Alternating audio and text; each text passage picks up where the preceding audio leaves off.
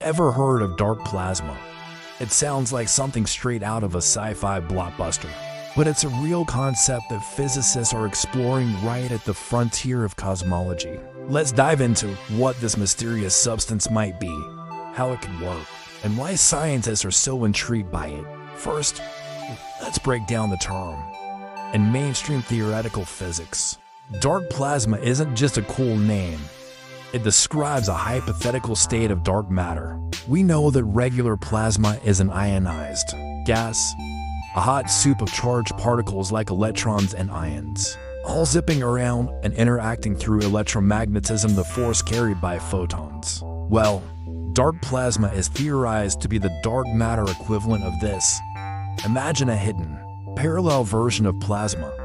Instead of electrons and protons, you have dark electrons and dark protons. And instead of interacting via regular photons, they communicate through a dark photon and a dark electromagnetic force. So, you do have a whole hidden sector of matter that behaves just like the plasma we see in our sun and in lightning bolts.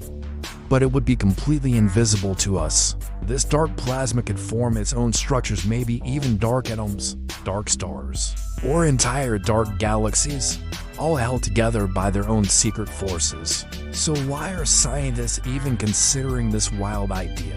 It's because our standard model of dark matter, known as cold dark matter or CDM, has a few nagging problems.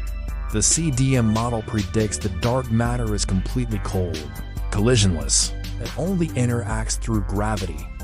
But when we look at certain galaxies, especially small dwarf galaxies, their structures don't quite match the predictions.